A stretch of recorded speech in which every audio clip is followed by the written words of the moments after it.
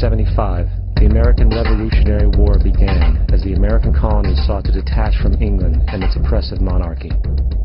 Though many reasons are cited for the revolution, one in particular sticks out as the prime cause: that King George III of England outlawed the interest-free, independent currency the colonies were producing and using for themselves, in turn forcing them to borrow money from the Central Bank of England at interest, immediately putting the colonies into debt. And as Benjamin Franklin later wrote, the refusal of King George III to allow the colonies to operate an honest money system which freed the ordinary man from the clutches of the money manipulators was probably the prime cause of the revolution. In 1783, America won its independence from England. However, its battle against the central bank concept and the corrupt, greed-filled men associated with it had just begun. So what is a central bank? A central bank is an institution that produces the currency of an entire nation. Based on historical precedent, two specific powers are inherent in central banking practice: the control of interest rates and the control of the money supply, or inflation. The central bank does not simply supply a government's economy with money, it loans it to them at interest. Then, through the use of increasing and decreasing the supply of money, the central bank regulates the value of the currency being issued. It is critical to understand that the entire structure of this system can only produce one thing in the long run: debt. It doesn't take a lot of ingenuity to figure this scam out. For every single dollar produced by the central bank is loaned at interest. That means every single dollar produced is actually the dollar plus a certain percent of debt based on that dollar. And since the central bank has the monopoly over the production of the currency for the entire country, and they loan each dollar out with immediate debt attached to it, where does the money to pay for the debt come from? It can only come from the central bank again, which means the central bank has to perpetually increase its money supply to temporarily cover the outstanding debt created, which in turn, since that new money is loaned out at interest as well, creates even more debt. The end result of this system without fail is slavery, for it is impossible for the government and thus the public to ever come out of the self-generating debt. The founding fathers of this country were well aware of this.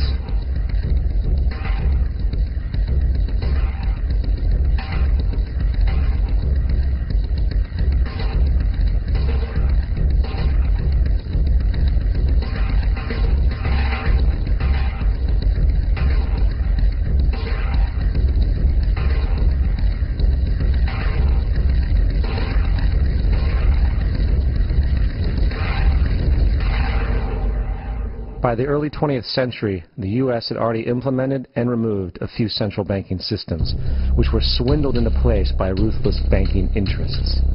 At this time, the dominant families in the banking and business world were the Rockefellers, the Morgans, the Warburgs, the Rothschilds.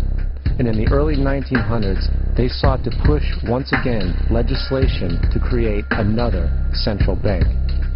However, they knew the government and public were very weary of such an institution, so they needed to create an incident to affect public opinion.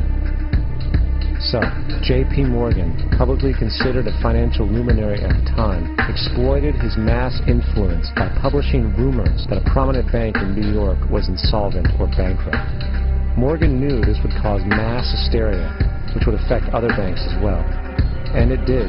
The public, in fear of losing their deposits, immediately began mass withdrawals. Consequently, the banks were forced to call in their loans, causing the recipients to sell their property, and thus a spiral of bankruptcies, repossessions, and turmoil emerged. Putting the pieces together a few years later, Frederick Allen of Life magazine wrote, "The Morgan interests took advantage to precipitate the panic, guiding it shrewdly as it progressed." Unaware of the fraud, the Panic of 1907 led to a congressional investigation headed by Senator Nelson Aldrich, who had intimate ties to the banking cartels and later became part of the Rockefeller family through marriage. The commission, led by Aldrich, recommended a central bank should be implemented so a panic like 1907 could never happen again. This was the spark the international bankers needed to initiate their plan. In 1910, a secret meeting was held at a J.P. Morgan estate on Jekyll Island off the coast of Georgia. It was there that the central banking bill called the Federal Reserve Act was written. This legislation was written by bankers, not lawmakers. This meeting was so secretive, so concealed from government and public knowledge, that the 10 or so figures who attended were told they could only use their first names in addressing each other. After this bill was constructed, it was then handed over to their political frontman, Senator Nelson Aldrich, to push through Congress. And in 1913, with heavy political sponsorship by the bankers, Woodrow Wilson became president, having already agreed to sign the Federal Reserve Act in exchange for campaign support.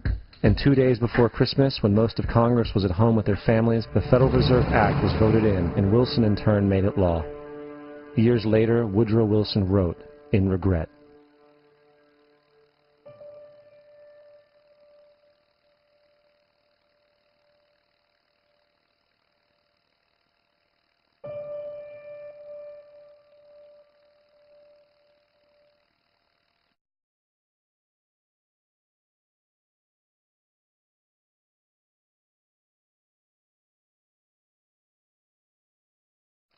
Congressman Lewis McFadden also expressed the truth after the passage of the bill. A world banking system was being set up here, a superstate controlled by international bankers, acting together to enslave the world for their own pleasure. The Fed has usurped the government. Now, the public was told that the Federal Reserve System was an economic stabilizer, and inflation and economic crises were a thing of the past. Well, as history has shown, nothing is further from the truth. The fact is, the international bankers now had a streamlined machine to expand their personal ambitions. It's alive! It's alive! It's alive! For example, from 1914 to 1919, the Fed increased the money supply by nearly 100%, resulting in extensive loans to small banks and the public. Then, in 1920, the Fed called in mass percentages of the outstanding money supply, thus resulting in the supporting banks having to call in huge numbers of loans, and, just like 1907, bank runs, bankruptcy, and collapse occurred. Over 5,400 competitive banks outside of the Federal Reserve System collapsed, further consolidating the monopoly of a small group. Privy to this crime, Congressman Lindbergh stepped up and said in 1921, "Under the Federal Reserve Act, panics are scientifically created. The present panic is the first scientifically created one, worked out as we figure a mathematical equation." However, the panic of 1920 was just a warm-up. From 1921 to 1929, the Fed again increased the money supply, resulting once again in extensive loans to the public and banks. There was also a fairly new type of loan called a margin loan in the stock market. Very simply, the margin loan allowed an investor to put down only 10% of a stock's price, with the other 90% being loaned through the broker. In other words, a person could own $1,000 worth of stock with only $100 down. This method was very popular in the roaring 1920s, as everyone seemed to be making money in the market. However, there was a catch to this loan. It could be called in at any time and had to be paid within 24 hours. This is termed a margin call, and the typical result of a margin call is the selling of the stock purchased with the loan. So, a few months before October in 1929, J.D. Rockefeller, Bernard Baruch, and other insiders quietly exited the market. And on October 24, 1929, the New York financiers who furnished the margin loans started calling them in masse. This sparked an instantaneous, massive sell-off in the market, for everyone had to cover the margin loans. It then triggered mass bank runs for the same reason, in turn collapsing over 16,000 banks, enabling the conspiring international bankers to not only buy up rival banks at a discount, but to also buy up whole corporations at pennies on the dollar. It was the greatest robbery in American history. But that didn't stop there. Rather than expanding the money supply in order to recover from this economic collapse, the Fed actually contracted it, fueling one of the largest depressions in history. Once again outraged, Congressman Lewis McFadden, a longtime opponent of the banking cartels, began bringing impeachment proceedings against the Federal Reserve Board, saying of the crash and depression, "It was a carefully contrived occurrence. International bankers sought to bring about a condition of despair so that they might emerge the rulers of us all." Not surprisingly, and after 2 previous assassination attempts, McFadden was poisoned at a banquet before he could push for the impeachment. Now, having reduced the society to squalor, the Federal Reserve bankers decided that the gold standard should be removed. In order to do this, they needed to acquire the remaining gold in the system. So, under the pretense of helping to end the Depression, came the 1933 gold seizure. Under the threat of imprisonment for 10 years, everyone in America was required to turn in all gold bullion to the Treasury, essentially robbing the public of what little wealth they had left. And at the end of 1933, the gold standard was abolished. If you look at a dollar bill from before 1933, it says it is redeemable in gold. You look at a dollar bill today, it says it is legal tender, which means it is backed by absolutely nothing. It is worthless paper. The only thing that gives our money value is how much of it is in circulation. Therefore, the power to regulate the money supply is also the power to regulate its value, which is also the power to bring entire economies and societies to its knees.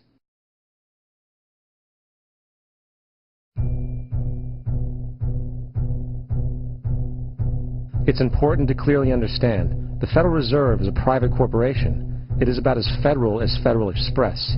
It makes its own policies and is under virtually no regulation by the U.S. government. It is a private bank that loans all the currency at interest to the government, completely consistent with the fraudulent central banking model that the country sought to escape from when it declared independence in the American Revolutionary War. Now, going back to 1913, the Federal Reserve Act was not the only unconstitutional bill pushed through Congress. They also pushed the federal income tax. It's worthwhile to point out that the American public's ignorance towards the federal income tax is a testament to how dumbed down and oblivious the American population really is. First of all, the federal income tax is completely unconstitutional, as it is a direct, unapportioned tax. All direct taxes have to be apportioned to be legal based on the Constitution. Secondly, the required number of states in order to ratify the amendment to allow the income tax was never met, and this has even been cited in modern court cases.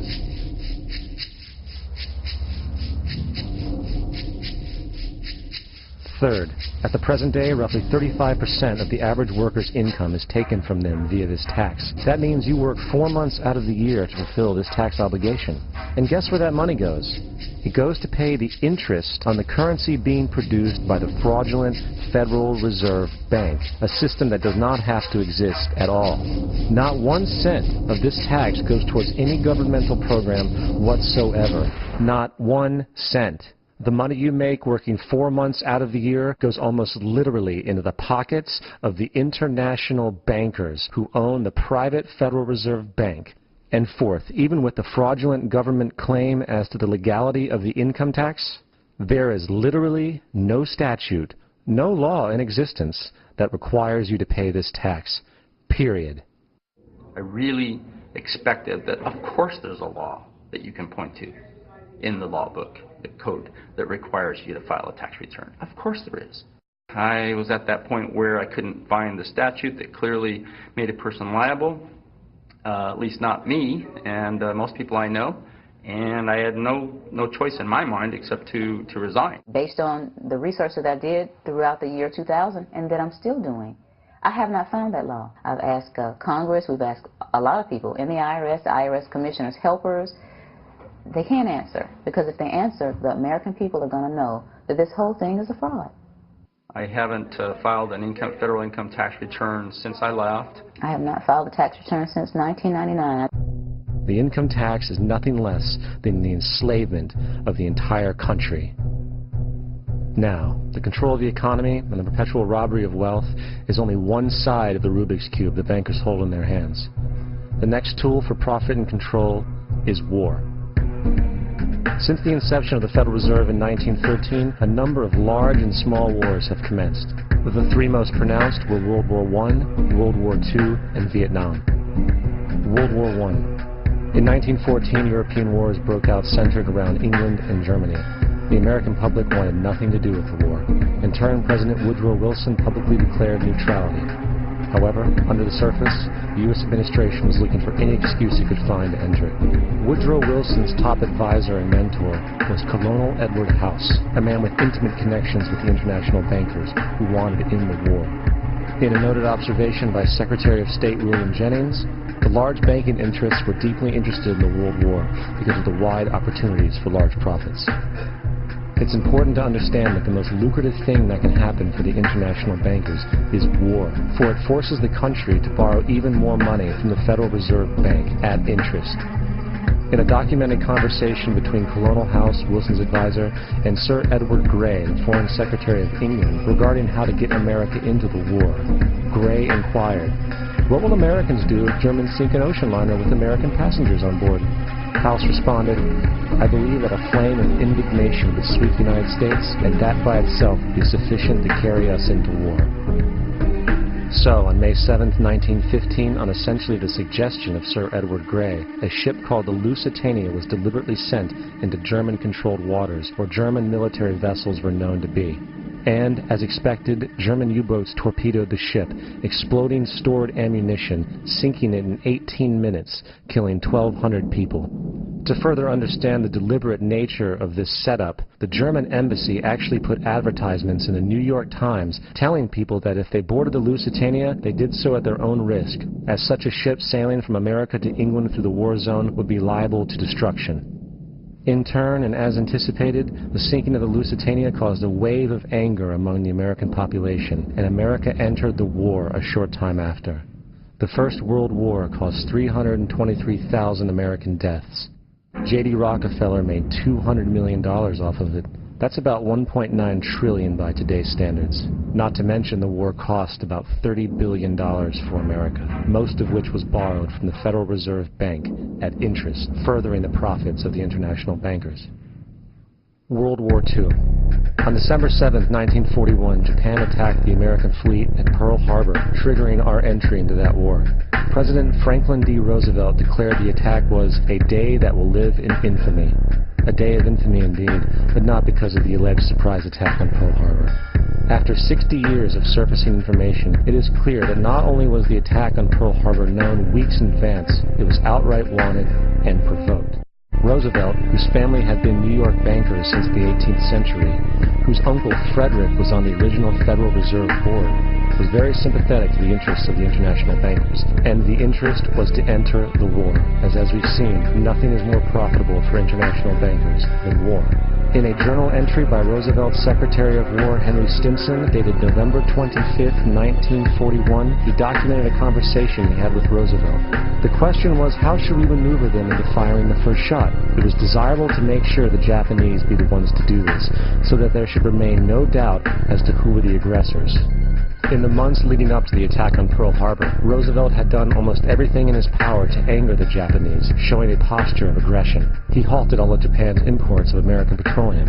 He froze all the Japanese assets in the United States. He made public loans to nationalist China and supplied military aid to the British, both enemies of Japan in the war, which, by the way, is completely in violation of international war rules. And on December 4th, 3 days before the attack, Australian intelligence told Roosevelt about a Japanese task force moving towards Pearl Harbor. Roosevelt ignored it. So, as hoped and allowed, on December 7, 1941, Japan attacked Pearl Harbor, killing 2,400 soldiers. Before Pearl Harbor, 83% of the American public wanted nothing to do with the war. After Pearl Harbor, 1 million men volunteered for the war. It is important to note, Nazi Germany's war effort was largely supported by two organizations, one of which was called IG Farben. IG Farben produced 84% of Germany's explosives, and even the Zyklon B used in the concentration camps to kill millions. One of the unspoken partners of IG Farben was J.D. Rockefeller's Standard Oil Company in America. In fact, the German Air Force could not operate without a special additive patented by Rockefeller's Standard Oil. The drastic bombing of London by Nazi Germany, for example, was made possible by a $20 million sale of fuel to IG Farben by the Rockefeller Standard Oil Company. This is just one small point on the topic of how American business funded both sides of World War II. One other treasonous organization worth mentioning is the Union Banking Corporation of New York City. Not only did it finance numerous aspects of Hitler's rise to power, along with actual materials during the war, it was also a Nazi money laundering bank, which was eventually exposed for having millions of dollars of Nazi money in its vaults. The Union Banking Corporation of New York was eventually seized for violations of the Trading with the Enemy Act. Guess who the director and vice president of the Union Bank was? Prescott Bush, our current president's grandfather, and of course our former president's father. Keep that in mind when considering the moral and political dispositions of the Bush family. Vietnam. The United States' official declaration of war on North Vietnam in 1964 came after an alleged incident involving two U.S. destroyers being attacked by North Vietnamese PT boats in the Gulf of Tonkin. This was known as the Gulf of Tonkin incident. This single situation was the catalytic pretext for massive troop deployment in full-fledged warfare. One problem, however: the attack on the U.S. destroyers by Vietnamese PT boats never happened. It was a completely staged event to have an excuse to enter the war. Former Secretary of Defense Robert McNamara stated years later that the Gulf of Tonkin incident was a mistake, while many other insiders and officers have come forward, relaying that it was a contrived farce, a complete lie. Once in the war, it was business as usual. In October 1966, President Lyndon Johnson lifted trade restrictions on the Soviet bloc, knowing full well that the Soviets were providing upwards of 80% of North Vietnam's war supply. Consequently, Rockefeller interests financed factories in the Soviet Union, which the Soviets used to manufacture military equipment and send it to North Vietnam. However, the funding of both sides of this conflict was only one side of the coin. In 1985, Vietnam's rules of engagement were declassified. This detailed what American troops were and were not allowed to do in the war. It included absurdities like North Vietnamese anti-aircraft missile systems could not be bombed until they were known to be fully operational. No enemy could be pursued once they crossed the border of Laos or Cambodia. And most revealing of all, the most critical strategic targets were not allowed to be attacked unless initiated by high military officials. Apart from these imposed ludicrous limitations, North Vietnam was informed of these restrictions and therefore could base entire strategies around the limitations of the American forces. This is why the war went on so long. And the bottom line is this: the Vietnam War was never meant to be won, just sustained. This war for profit resulted in 58,000 American deaths and 3 million dead Vietnamese. So, where are we now? September 11th was the jumpstart for what is now an accelerated agenda by the ruthless elite. It was a staged war pretext no different than the sinking of the Lusitania, the provoking of Pearl Harbor, and the Gulf of Tonkin lie. In fact, if 9/11 wasn't a planned war pretext, it would be an exception to the rule. It has been used to launch two unprovoked illegal wars, one against Iraq and one against Afghanistan. However, 9/11 was a pretext for another war as well, the war against you. The Patriot Act, Homeland Security, the Military Tribunals Act, and other legislations are all completely and entirely designed to destroy your civil liberties and limit your ability to fight back against what is coming. Currently in the United States, unannounced to most brainwashed Americans, your home can be searched without a warrant, without you being home. You can in turn be arrested with no charges revealed to you, detained indefinitely with no access to a lawyer, and legally tortured, all under the suspicion that you might be a terrorist. If you need a painted picture of what is happening in this country, let's recognize how history repeats itself. In February 1933, Hitler staged a false flag attack, burning down his own German parliament building, the Reichstag, and blamed it on communist terrorists. In the next few weeks, he passed the Enabling Act, which completely eradicated the German Constitution, destroying people's liberties. He then led a series of preemptive wars, all justified to the German people as necessary to maintaining homeland security.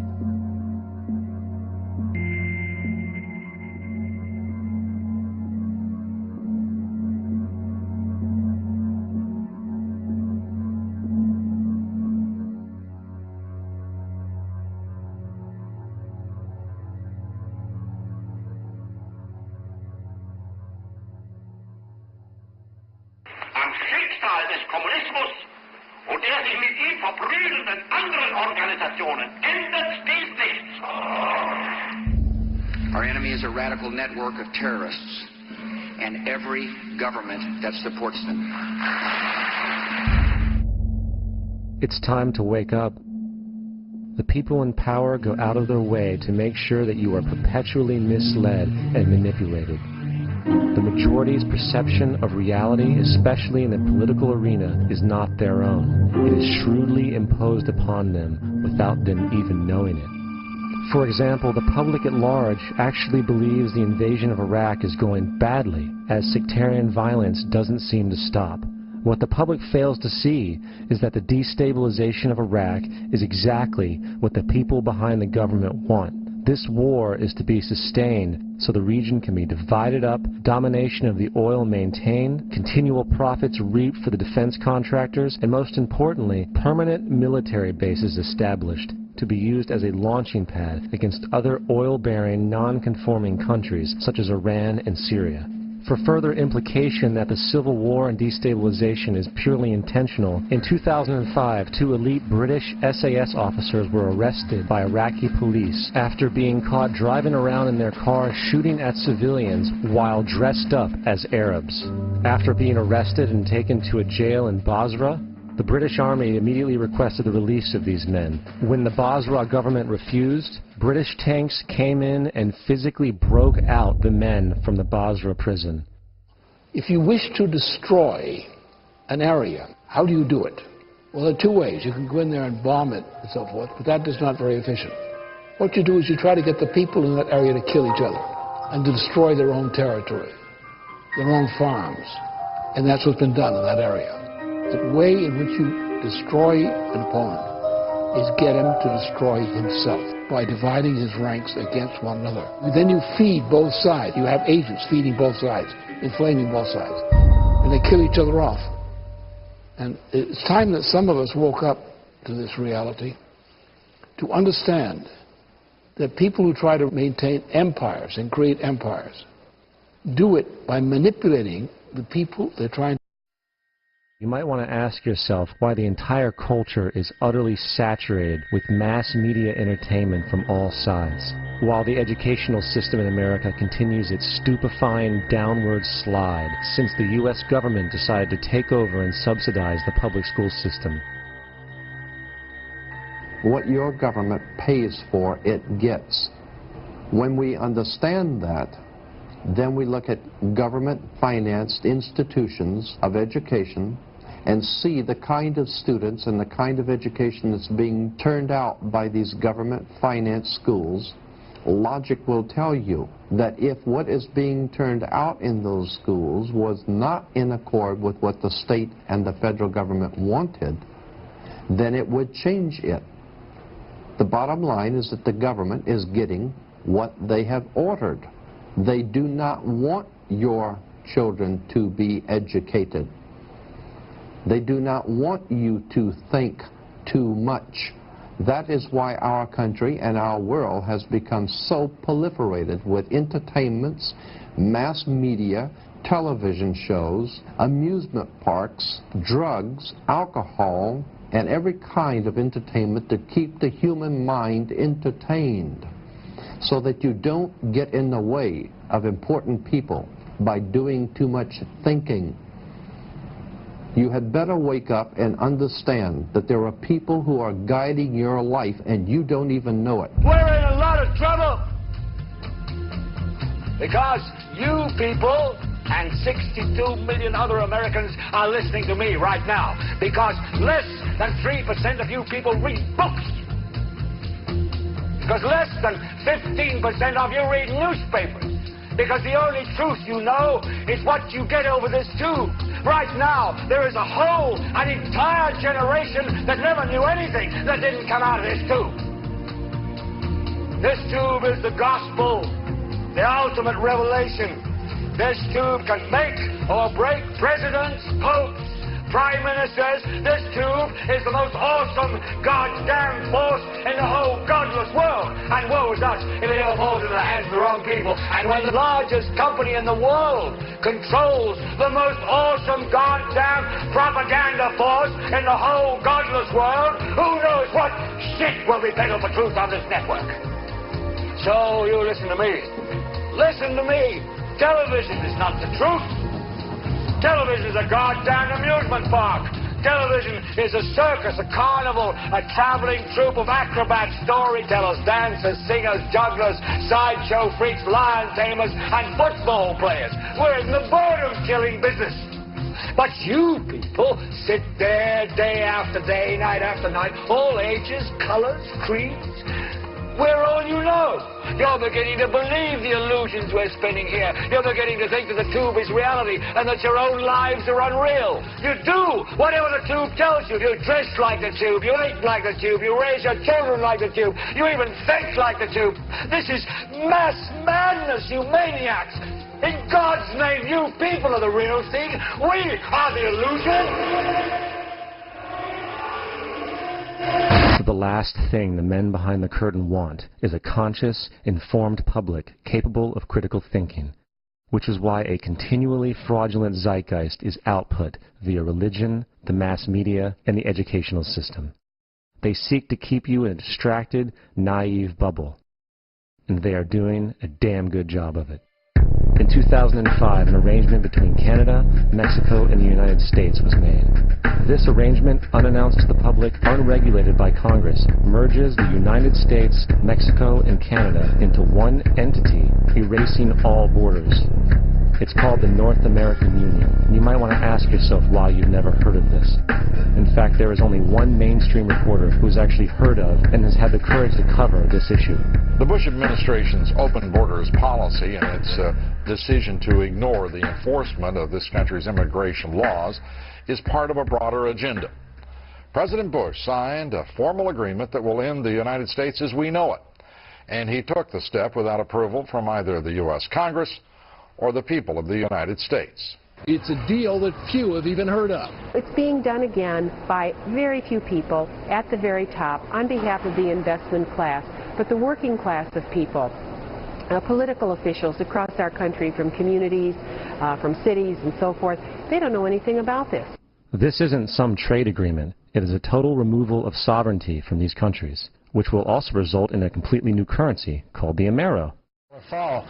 Apart from that, I think one thing people who are dollar-based need to focus on is the Amero. That's the one thing that nobody's talking about that I think is going to have a big impact on everybody's life in Canada, the U.S., and Mexico. The Amero is the proposed new currency for the North American community, which is being developed right now between Canada, the U.S., and Mexico to make a borderless community, much like the EU, and the dollar, Canadian dollar, U.S. dollar, and the Mexican peso replaced by the Amero.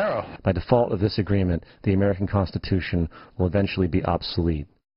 You would think that a situation like this would be on the cover of every major newspaper. That is until you realize that the people who are behind this movement are the same people behind the mainstream media, and you are not told what you're not supposed to know. The North American Union is the same concept as the European Union, the African Union, and the soon-to-be Asian Union, and the same people are behind all of them. And, when the time is right, the North American Union, the European Union, the African Union, and the Asian Union will be merged together, forming the final stages of the plan these men have been working on for over 60 years. A one-world government.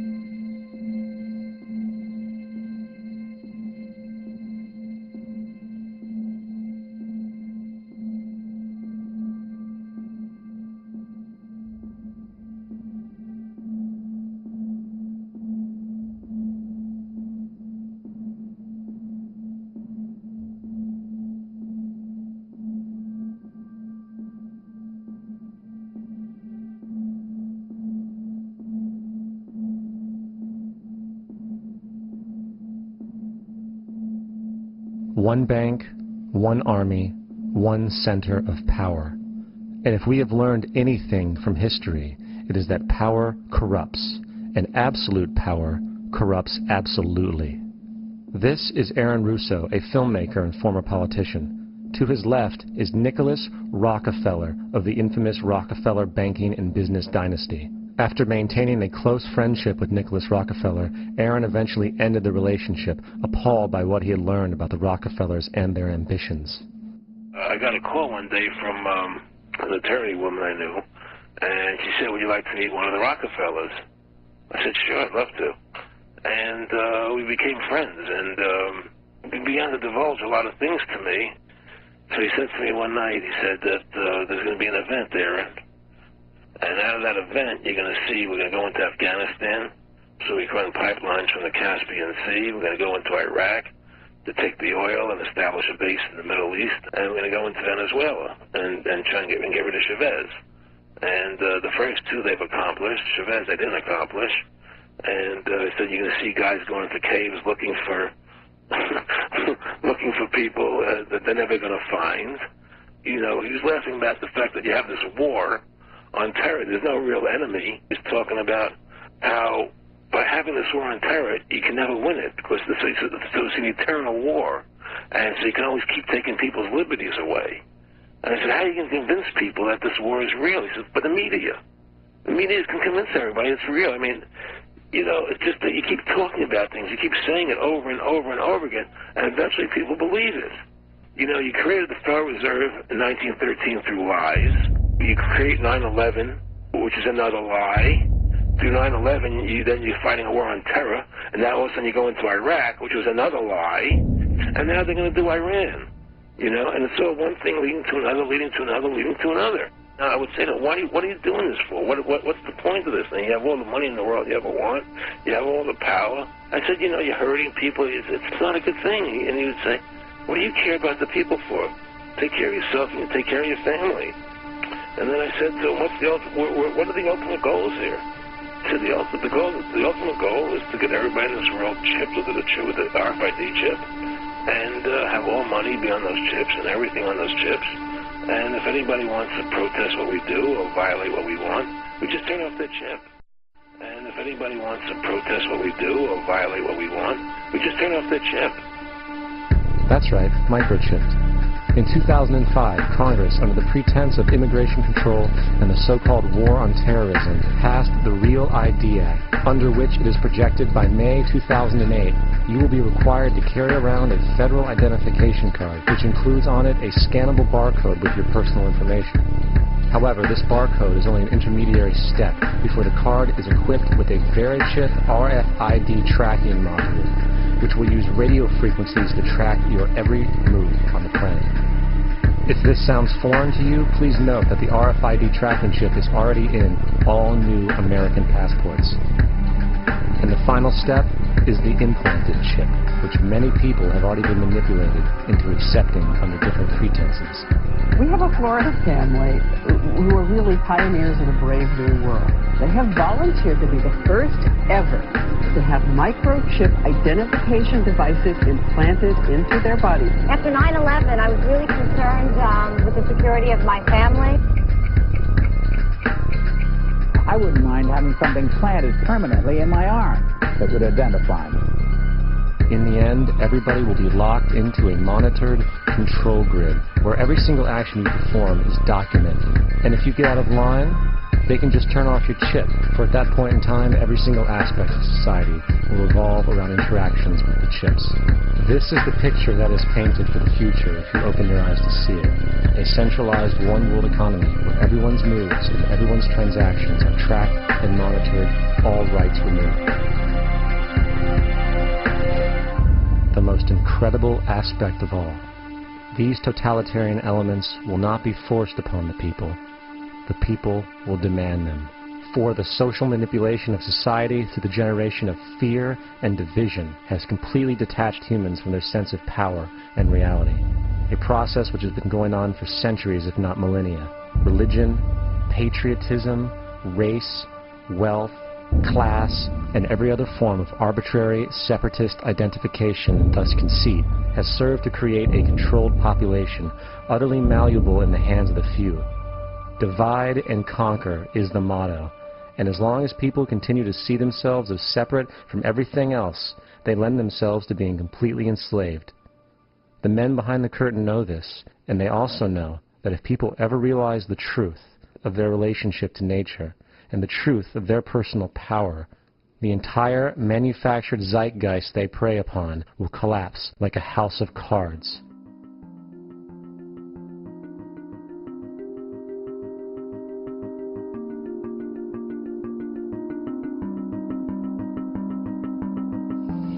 The whole system that we live in drills into us that we're powerless, that we're weak, that our society is evil, that it's private, etc., and so forth.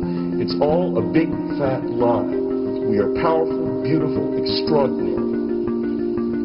There is no reason why we cannot understand who we truly are, where we are going. There is no reason why the average individual cannot be fully empowered. We are incredibly powerful beings. Now, I think I spent 30 years of my life, the first 30, trying to become something. I wanted to become good at things. I wanted to become good at tennis. I wanted to become good at school and grades and everything I kind of viewed in that perspective. I'm not okay the way I am, but if I got good at things, I realized that I had the game wrong. The game was to find out what I already was. Find out what I already was.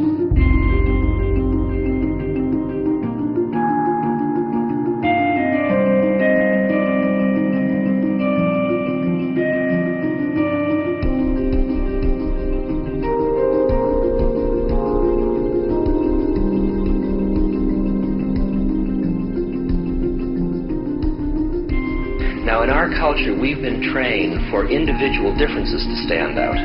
So you look at each person, immediately it is brighter, dumber, older, younger, richer, poorer, and we make all these dimensional distinctions, put them in categories and treat them that way.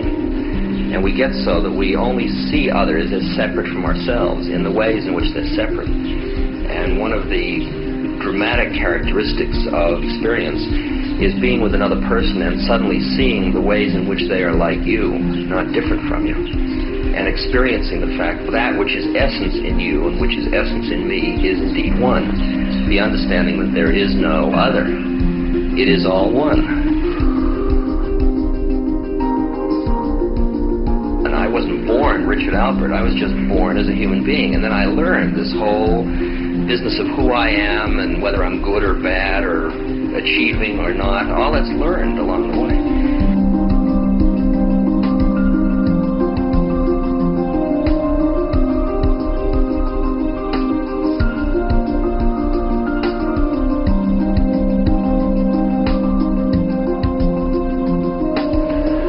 The old appeals to racial, sexual, religious chauvinism, to rabid nationalist fervor are beginning not to work. A new consciousness is developing which sees the earth as a single organism and recognizes that an organism at war with itself is doomed.